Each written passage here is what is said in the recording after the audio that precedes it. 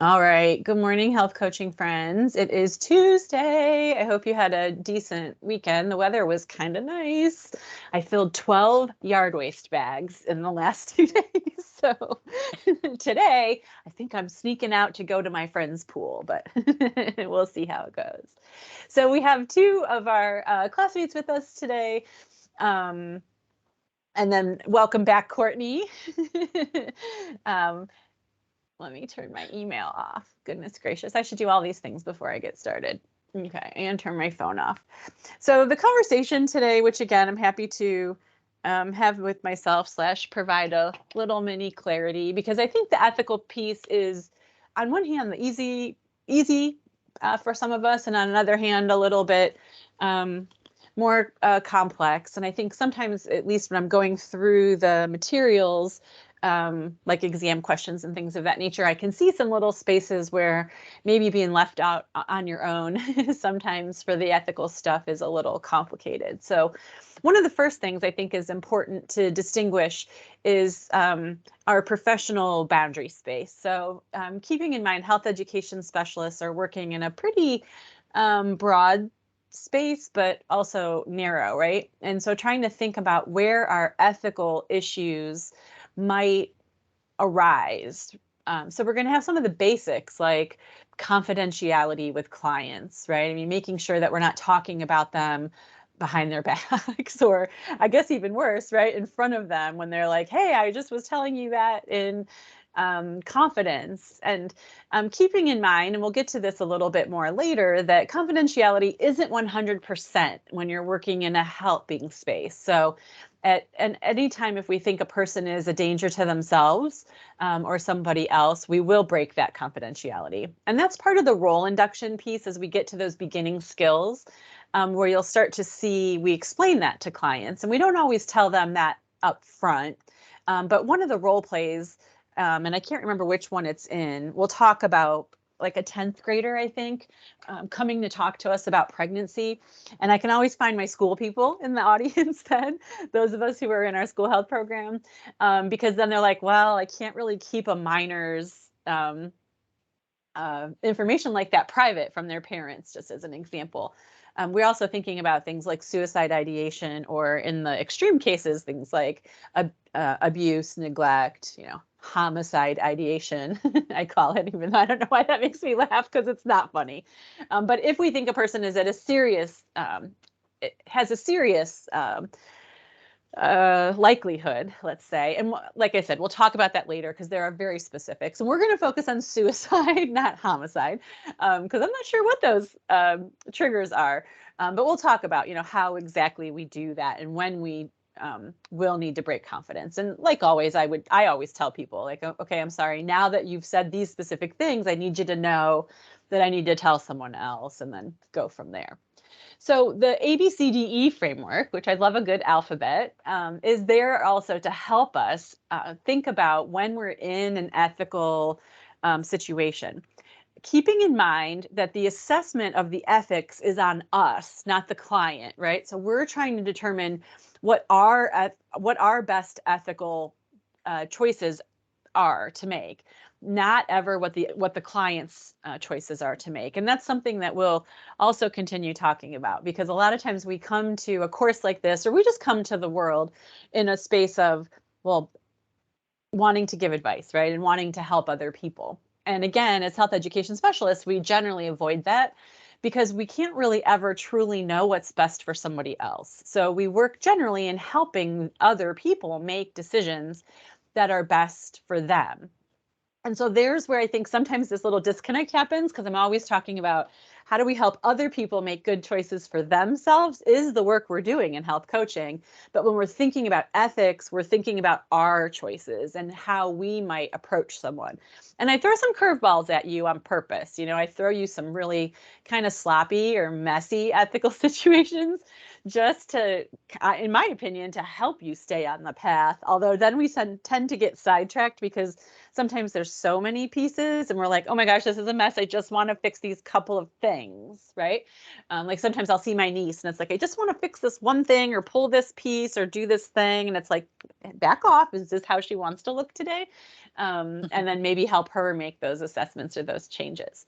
So the alphabet helps us figure out this process. So the A is assessment, right? And so we have to try to figure out like what exactly is going on here. So if the person is telling us something and we're like, uh-oh, right? And we have to think about like, okay, what is their mental state? Are they just, because sometimes we'll just say, oh my God, I'm so mad, I'm going to kill somebody or I'm going to kill that person.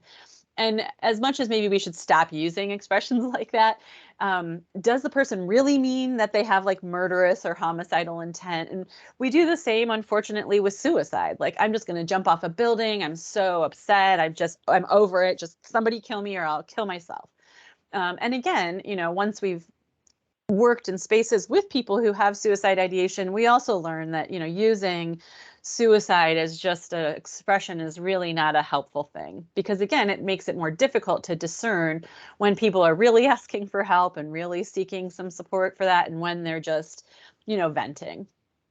And I feel the same. Back in the day, my spouse used to play like on Xbox Live and I'd hear these people and of all the slurs and slanders and things that they would say, they like to throw around the word rape. Like, I'm going to rape you or I'm going to rape him. And I'm like, do you really, like, rape is a real word that means a real thing. And I understand that this is a video game and you're trying to express like anger and violence, but like, let's find a different word kind of thing, right? So the suicide piece, as I said, is complicated, but let's just say the person's in crisis, right? So where are they in their headspace? How are they just saying something as an expression, or are they actually telling us something that is problematic? And then we have it around here too, where people will say, oh, I think I'm going to do this, or I'm thinking about that, or, whatever it is. So assessing just what exactly is the ethical dilemma. Is it that we need to break confidentiality? Is it that we need to confront the client as we get further in our helping skills? We'll see where once we've laid a foundation of support and encouragement, then we might have some confrontations. Does the person have particular weaknesses or strengths that we could utilize in this assessment? Do they have an actual therapist, for example, or could we refer them to someone? Do they have a support system? And so thinking about, what exactly is the dilemma? What is the situation? And sometimes we do have kind of, I would say slightly shady ways of dealing with things. I know when I worked at Rape Crisis, one of the things we would do when minors came in, especially if there was some signaling that perhaps it was a close familial relation or a really ethically challenging scenario, we would often not do a full intake of their information. So if we didn't have their last name, we didn't have their address, then the counselors could support them at least a couple of times before the, legally required disclosure to their family. I mean, think about being a young person coming in trying to seek help, and it's your caregiver who's causing the harm, right? And that's the person that I have to go tell. And so that can be a little bit troubling and problematic. And we have that in schools too, where often, you have to immediately go to the nurse or the counselor or the principal or the parents. Sometimes there is some decision making about, well, who exactly do we go to first and how exactly are we going to handle this? Like, do we need to call 911 or do we just need to have a plan in motion? Which brings us to the B. And so the B is what would the benefit be of me telling on this person essentially, right? Or breaking their confidentiality or inserting whatever protocol is that we're feeling like maybe needs to happen. And so are there benefits? And when we're thinking about benefits, we're generally looking at the greatest benefit for the most people. The client is obviously our primary person. And so we would start with them, like, how do they benefit by me saying this thing or doing this thing or bringing in this other person? How does our helping relationship benefit? How might other people benefit? Think about someone that might be struggling with a substance abuse issue, right? Where we're trying to think about, okay, we want to maybe help this person find these resources, but in order to do that, again, we have to like break confidentiality about what they said, or do we, right? So how do we, who are the players and how might those benefits be spread around? The third, I think, is a good one too. The C is for consultation. And so what ethical, legal, emotional, and again, the helping or therapeutic consequences be for everybody? And so if I do this thing, what might the repercussions be? And so do I need to look at my code of ethics? Do I need to talk to somebody at my job to see, pretty much anytime I have an issue, I have a core group of folks that I can go to and say, hey, I'm having this issue. And of course I work here, so it's usually with a student, right? So I'm thinking about responding this way. Do you think that's okay? Or what do you think? And then being honest, I have my friends that I can go to who will keep whatever I say private, even if I'm going to go in a specific way. And then sometimes I'll also go to, the school director or the student ombuds, or even sometimes the dean or whoever else I might think I need to ask. There have been times in my 25 years here, I've had to talk to the university attorneys to say, like, how exactly do I do this, or law enforcement. And so again, what might all of those consequences, and sometimes we think the C is consequences, but looking for what might the consequences be is that consultation part. And so our code of ethics, I think, is pretty general, but it does talk very specifically about personal and individual autonomy, right? Leaving people up to their own decisions and choices. It talks about respect for social justice and diversity and individual liberties and things of that nature. And so again, having to think about, is there someone else I need to ask before I make a decision? And then in that same realm, the D is for duty. And so to whom do I have a duty? And sometimes I make myself sound a little loony, but it's just the way I talk. I talk about how sometimes I have my emotional self and my intellectual self, and we're not always friends, right? And that also, I have these giant mirrors in my bathroom. I brush my teeth at least twice a day, and I have to look at that person in the mirror at least twice a day, and I want to make sure that she and I are okay. And so when I'm making decisions, sometimes I have to think about, well, what would Dr. Wagner, and maybe even Dr. Wagner who works for Kent State, how are they supposed to behave, right? I think about that sometimes when I'm initiating a rant on social media, right? Like, where am I posting this? If it's on my Twitter, which is Dr. Wagner, I'm representing at least me. I'm not representing Kent State generally ever in those spaces, but maybe I am. Maybe I'm at a conference, maybe I'm wearing my Kent State badge, and now I'm also representing Kent State. I do have that nightmare showing up on the front page of the paper as like Kent State professor, blah, blah, blah. And it's like, oh God, what did I do? Sometimes it's just Lori, right? My responsibility or my duty is to just Lori. And do I feel okay? Maybe it's as Aunt Lauralee with my nieces and nephew, right? To which it's like, okay, well, I'm your aunt. I'm also your mother's, best friend. To whom is my duty? Like, would I take you and help you do something that maybe your parents weren't okay with, or no, right? And so where exactly does my responsibility lie? Our duty is often then to a legal system, right? It might be to our local, state, or federal. Although, again, I'm not going to say there aren't laws that I wouldn't break, especially as some of these laws keep shifting in ways that are conflict with my values. Who else? Who am I missing? So my personal self, my professional self, my familial self, thinking about, even with my spouse, I say, well, I'm this person's wife, and I'm also, I think, this person's best friend. And again, those two people don't always have the same, like what do we want for this person? And so thinking about those different hats, and you'll notice on the sheet, it talks about, is it the client? Is it their family, or, is it their employer? Is it as a health coach or a health education specialist in general? Pardon me. Is there a law that helps us with this? And so, and again, I know the consequences aren't identified in here, but that's essentially what we're thinking about, right? I mean, if I do this thing, there's potential to get into some civil trouble, or some criminal trouble, or some professional trouble, or an issue at work, or an issue with, the client might not ever come back, and then how do I help them? And so just thinking about what hat am I wearing here, and what role am I really going to center, to whom is my ultimate duty here? And then the last one, the E, is just for education. And so do I really understand what the code of ethics are here? Do I need to know more? Have I looked at the code of ethics really well? Have I looked at the laws? As I said, I will reach out and say to someone, hey, like off the record, real quick, can I ask you about a hypothetical situation, right? And just run it by them and see what they have to say. And again, they might say, well, Lori, now we've crossed a space where now I have to tell you about this thing, or now this other thing needs to happen. Though I never have anything that serious happen here at work, thank goodness. I'm knock on wood, whether that works or not.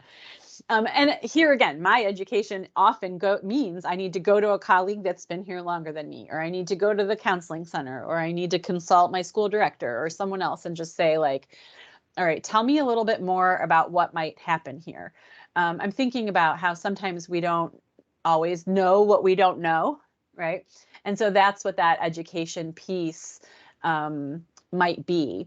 And so when we're talking as health education specialists, a lot of times our ethics issues are going to be in our research, right? Like, am I going to present, or do we present the results of our studies appropriately?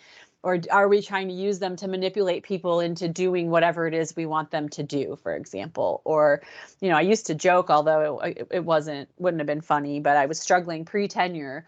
They say publish or perish, and that's a real thing. And I said to my friend, I'm like, I could just sit in my office one day and write an article and just make up a study and probably get it published. And maybe no one would even know it's health ed. It's not like Anonymous is coming for us like they did a few years ago, looking at people's research to see if it was real.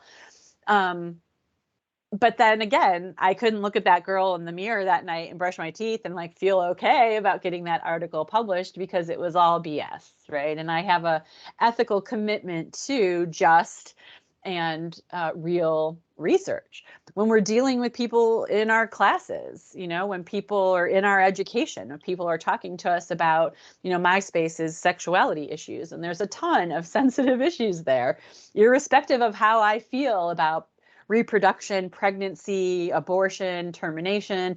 It's not really about me. And so, if I'm experiencing an ethical dilemma around a person's pregnancy decision, do I think that's a good reason, air quotes, to get an abortion, or a bad reason? Is that a good reason to have a 12th child, or a bad reason? Like, my own personal feelings about that don't really play much into the ethics. My personal code of ethics about how and when and why people, or I should say, might make those decisions don't have to match up with anybody else's. So the code of ethics, again, kind of leaves us on the edge of other people's lives, just saying, well, here's what I hear you struggling with, your decision to, have this baby or not, or tell your partner that the paternity might be a little fuzzy or not, right? Or tell your kid that they're adopted or not. Like, there's a lot. I could keep going, but I'll stop, right? It's trying to help them figure out what's best for them. And sometimes we will use the ethical decision-making process with the client, but in that case, we would give it to them, right? And we might say, well, one thing that I find helpful in trying to decipher or just discern what to do in an ethical decision is to think about these things. But we don't ever, again, project that onto the client and do that for them. We never say like, well, you're addicted to this medication, so you really shouldn't be parenting anyone, right? Or you're struggling with whatever this is, and so you really need to just stop whatever it is. And it's language that we don't really use because, again, that person is the one that has to live with whatever their choices and their decisions are. And so we're there just simply to support them. And that's really where the piece on avoiding advice comes from as well. We're avoiding advice because not only it doesn't empower the person, it enables them, essentially, right? I mean, if they're always coming back to us then to help them decide what to do, then how do they decide what to do on their own? And so helping to empower people to make their own choices is one reason why we avoid advice. The big one that I think I've kind of already said is we don't know what other people should do. We might think we know, we might have really strong feelings about what they should do, but we're not actually in their spirit, right? We're not in their experiences. We're not in their, I'm sorry, I'm still trying to get rid of this cold. In their shoes is the expression that we use, right? Walk a mile in someone's shoes before you, whatever the end of that is.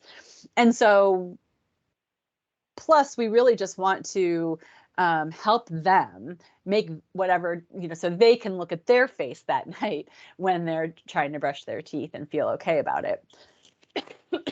A third piece of that is that a lot of us believe, and I guess I would be one of them, that when we make decisions for other people, we assume some responsibility for the consequences of those decisions. So if we say, yeah, you should just leave this person, or you should just quit your job, or you should just, and then they do, whether that works out good or not so good, we have partial role in that. And if it works out good, we've taken away some of their personal power. So thank you so much for helping me make that decision. It was the best thing ever. Or, oh my gosh, why did you have me make that decision? It was the worst thing ever, right? We have some responsibility there. And so again, if we keep ourselves out of it and we help that other person, then if they have a success, great for them. And if they have a struggle, then we can help them through that part too. But ultimately, they're the ones who are responsible for those decisions or choices that they've made. And sometimes those consequences could, again, have legal consequences, civil or criminal consequences. So not that we're always just trying to keep ourselves from getting sued or out of jail, but not being sued and staying out of jail are good things.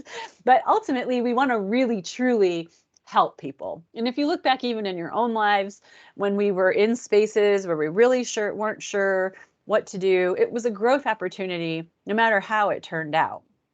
And so as much as our friends and family might want to hear our advice, one of my best friends from high school, he'll just say to me like, no, really, just tell me. And I'm like, yeah, really, I'm just telling you that you've got to figure this out, that I can't just tell you. And sometimes it's as simple in a class, a student will say, well, no, Wagner, like seriously, what's the best contraceptive? It's like, I can't, for whom, in what circumstances, right? Again, with what outcomes or what consequences, I can't say that. All I can say is these are the things that people usually keep in mind when choosing a contraceptive. And these are the things you might want to think about when you're making this decision on your own.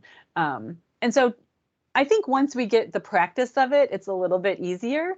And often in a health coaching class, people are like, well, we're supposed to sit here and talk to these people for all this time and not give them any advice. Like, yeah, wait till you get to your real role plays, and that'll be some of everybody gets so nervous, right? Oh, I have to do this role play. I have to find a friend who will help me. And then we think it's all about us. And what we'll find really quickly is that when we're asking those friends or classmates, whomever, to sit in the role play, that they're actually the ones doing all the work. Because in a helping situation, it's all that. It's okay. So tell me how I can help you. And we're listening and, oh, okay, I heard you say this. Were you thinking about that? Or did you just say that? And, helping them process their own space, again, not only keeps us in line with our code of ethics, but also keeps us in line with the helping relationship where that person then can ultimately feel like they did that on their own. And, we're even getting there now in the parenting space. Those of you that might be parenting or thinking about parenting, it's the same kind of thing. We used to think about or talk about raising children. Now we talk about raising adults, right? That We're trying to create these little people who grow up, right, and become these independent, lovely beings that then can go out into the world and might still ask what we think about things, but be able to ultimately make those decisions and choices for themselves and then feel okay about it, even if it doesn't go so well, right? Where then they can say, oh, okay, I learned from that not to whatever it is. So. All right, so there are some ethical dilemmas in the module for the week, I believe, some practice ones. And if not, they show up, as a way to help you practice the ethical decision-making piece. I'm going to go ahead and stop the recording because it's been our 30 minutes already. Now my timers are like, time's up, hang up. So I will go ahead and grade the folks who are here and then make the discussion available for those of us that aren't. So keep on hanging on. Hang in there. The weather's about to get hot again today. So good to see you all, and I will talk to you again soon.